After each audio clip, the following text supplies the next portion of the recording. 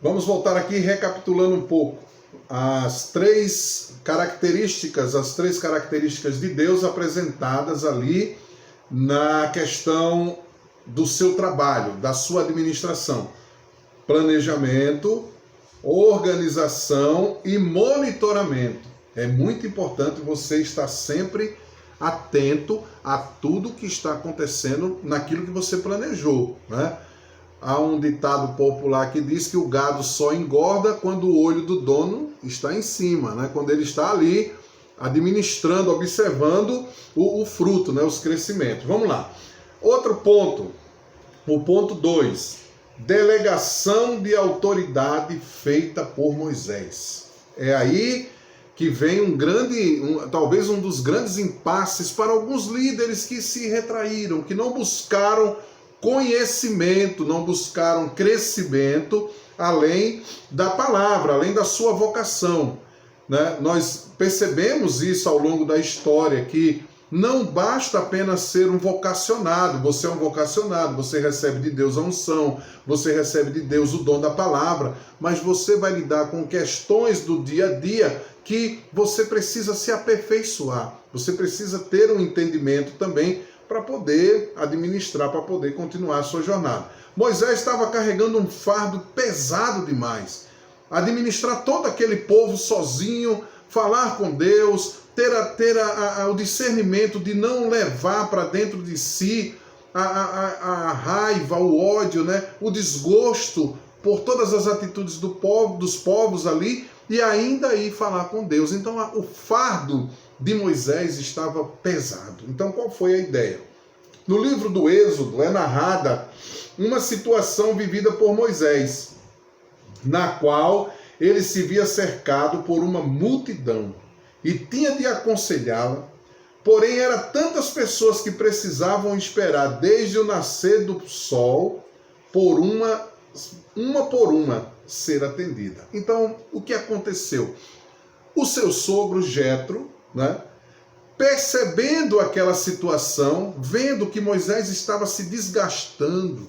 Sabe, gente, do ano passado para o início desse ano, nós recebemos relatos de muitos pastores que se suicidaram, que tiraram a sua própria vida, por conta da sobrecarga, por conta de não suportarem e querer fazer tudo sozinho. E você não suporta. Você tem sua família, você tem sua saúde, você tem suas finanças, você tem sua casa, você tem seu lazer, você tem sua vida também para tomar conta. Você não pode absorver tudo para você. Você precisa administrar bem essa questão de delegar funções, distribuir funções dentro da igreja. Claro, procurando pessoas idôneas, pessoas de uma vida espiritual exemplar, né? Pessoas que não deixam dúvida quanto à sua vida espiritual, quanto à sua conduta, quanto à sua ética cristã, para dividir esse trabalho. Então, o sogro de Moisés observou isso, Jetro, né? Que ele estava numa situação pesada e orientou que ele delegasse, pela sua autoridade de líder, funções para que ele não ficasse sobrecarregado. Então Jetro disse: o que você está fazendo não está certo. Desse jeito você vai ficar cansado demais, e o povo também. Por quê? Porque o povo, a ovelha, os crentes estão sempre esperando do pastor. Mas se o pastor está cansado, se o pastor está sobrecarregado, ele não tem condições de atender a todos. Então ele precisa cuidar. Lembra lá, quando os discípulos se reuniram em Jerusalém, decidiram que os apóstolos deveriam cuidar da palavra, da vida espiritual, e que fossem instituídos diáconos que cuidassem das necessidades, das providências, da organização, enquanto os discípulos, né, os apóstolos, na verdade, cuidassem apenas da parte espiritual, da palavra, da oração, do ensinamento, né, para que houvesse um crescimento espiritual. Você deve ensinar as leis de Deus e explicar o que deve fazer. Mas você deve escolher alguns homens capazes também e colocá-los como chefe do povo, ou seja, para lhe auxiliar. E nessa escolha você precisa também de um ponto determinante. Você precisa orar e depender de Deus. Né? Porque você tem que ter uma visão de Deus. É claro que ninguém acerta 100%.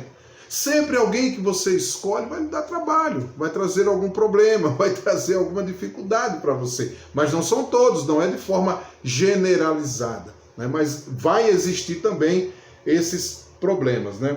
Nesses versículos lá de Êxodo, capítulo 18, do versículo 17 ao 23, nesses textos aqui que nós tratamos, é notória a delegação de autoridade com atribuição de cargos e descrição de função.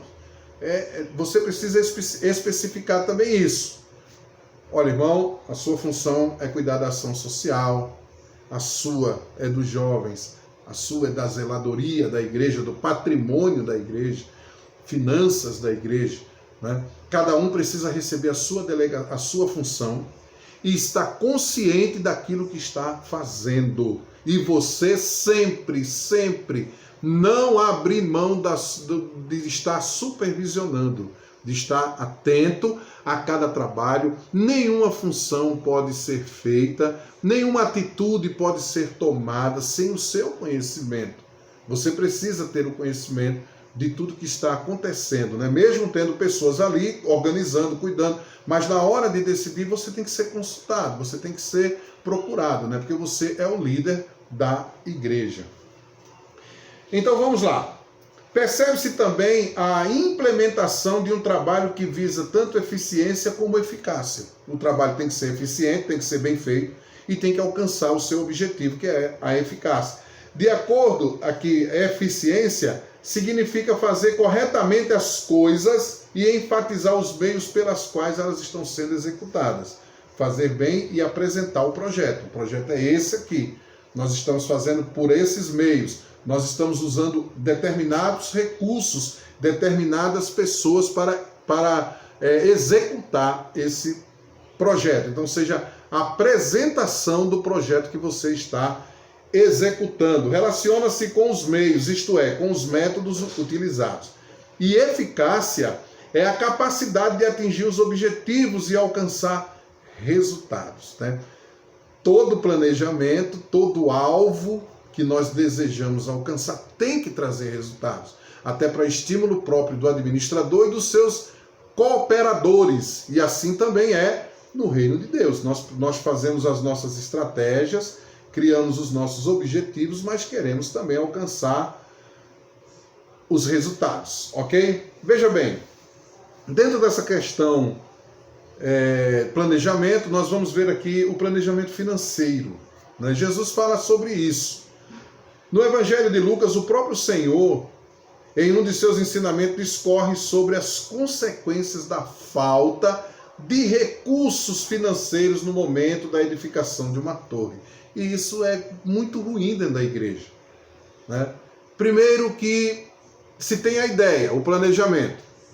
Tudo bem, vamos planejar uma ação social, uma grande ação social no final do ano.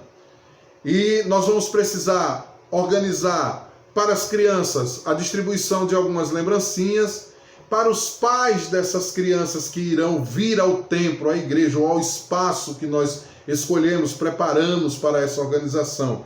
Vamos servir um lanche ou um jantar. Precisamos então calcular o quanto nós vamos investir. A diretoria financeira da igreja, o Ministério de Finanças da igreja, contabilizou que no momento não há recurso suficiente para fazer essa atividade. Vamos fazer uma campanha. Cuidado com as campanhas. Não é pecado nenhum você criar uma campanha, né, dentro da igreja de ofertas para que se levante recursos para se fazer essa obra. Não é pecado. Precisa ser organizado. Precisa ter ideia, precisa ter uma meta. Por exemplo, o recurso precisa chegar primeiro na mão do que a execução do projeto.